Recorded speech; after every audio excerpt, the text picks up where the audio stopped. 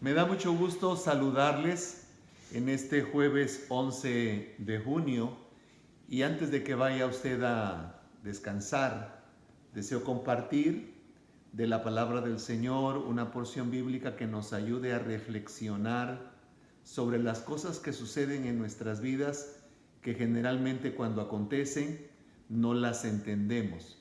Voy a tomar la porción bíblica de la Biblia en un año que corresponde para esta fecha en el Nuevo Testamento y está en Hechos capítulo 7 y termina en el capítulo 8, el versículo 13. Por supuesto, solamente voy a leer unos cuantos versículos, pero quiero solamente darles una panorámica de lo que acontece en estos capítulos.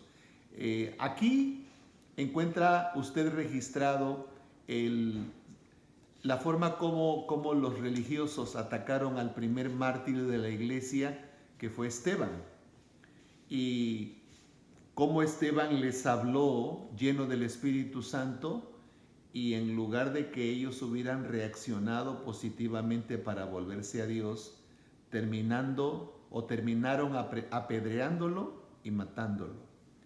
Y dice la palabra del Señor de la manera siguiente, a partir del capítulo 8, verso 2. Ese día comenzó una gran ola de persecución que se extendió por toda la iglesia de Jerusalén.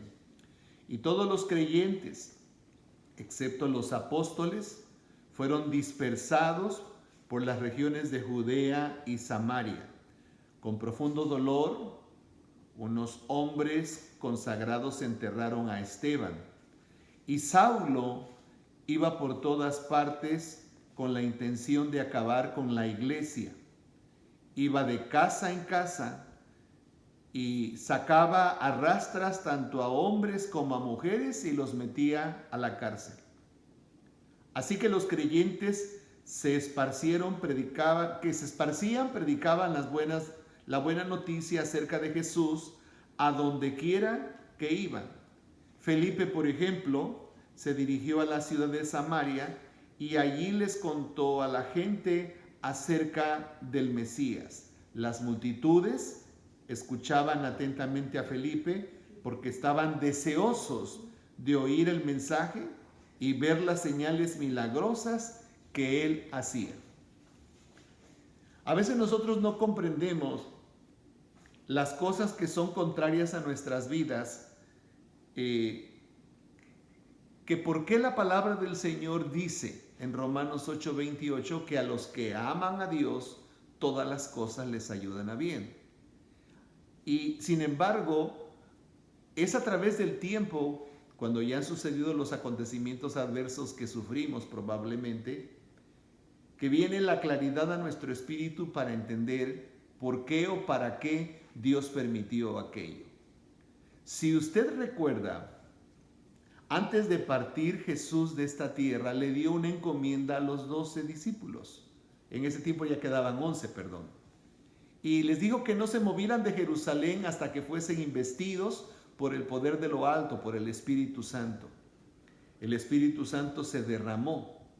Pero Jesús les dijo que después ellos tendrían que ser testigos de lo que hace el poder de Dios y el Evangelio.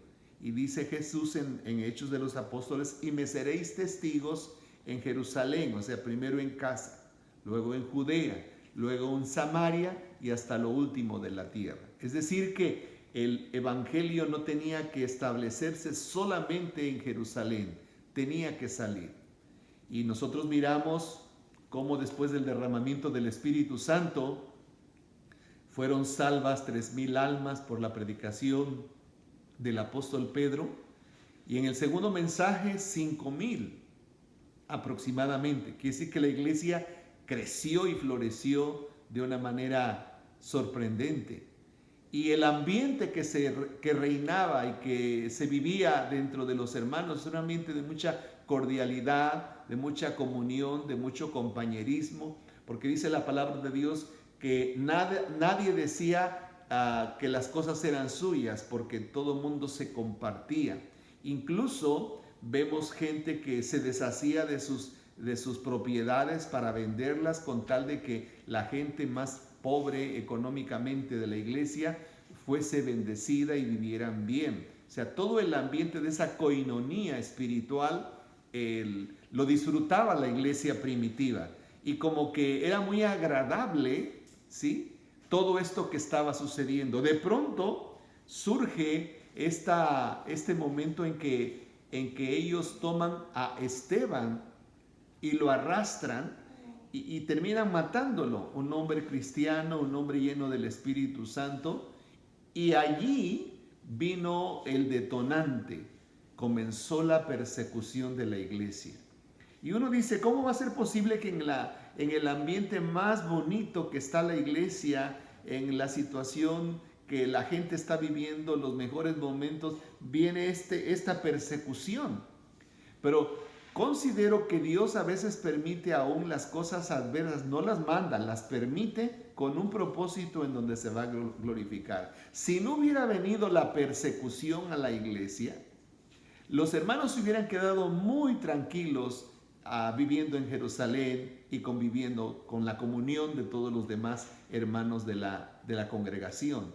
Entonces, Dios permite la persecución y acabamos de leer que entonces todos son esparcidos por diferentes lugares y ciudades, y dice la palabra que por donde quiera que ellos iban, proclamaban las buenas nuevas de salvación. Y de la misma manera como nosotros no alcanzamos a entender cómo se llevan dentro de las flores y las plantas la polinización, y Dios utiliza al viento o utiliza los insectos para que al pararse en las flores se lleven el polen entre sus patitas y lo transporten a otras plantas, eso es parte del plan de Dios. A veces nosotros no entendemos por qué Dios permite adversidades en nuestra vida o circunstancias que son para nosotros difíciles de asimilar. Pero estoy seguro siempre en que Dios es justo, que Dios es fiel y que Dios nunca va a permitir aquello que usted y yo no podamos soportar. A veces sentimos que el problema que estamos atravesando o la situación difícil es tan complicada que no sabemos cómo vamos a salir. Pero estoy seguro que Dios, que tiene el control de todo, y si le hemos entregado nuestra vida en sus manos, tenga la seguridad que Dios siempre tiene una puerta de salida para bendición de sus hijos. Por lo tanto, yo le animo a que cuando vengan las circunstancias adversas, usted no se entristezca, no cambie esa actitud para con Dios. Al contrario, adoremos a Dios porque sabemos que si Él está en el asunto, que si Él está en nosotros, está con nuestra vida, Él tiene el control de toda circunstancia, y con tal de cumplir su propósito en nosotros, es por eso que Dios permite situaciones adversas en donde su poder va a ser manifestado. De otra forma, si no hubiera habido la persecución, el evangelio no hubiera llegado hasta nuestras vidas. Hoy adoramos a Dios, que Dios permitió la persecución de aquellos primeros discípulos para que el evangelio corriera hasta nuestros días, a nuestras vidas. Agradezcamos a Dios por eso, por cada situación que Dios permite, porque en cada una de ellas su mano interviene para bendición de sus hijos. Que el Señor les bendiga.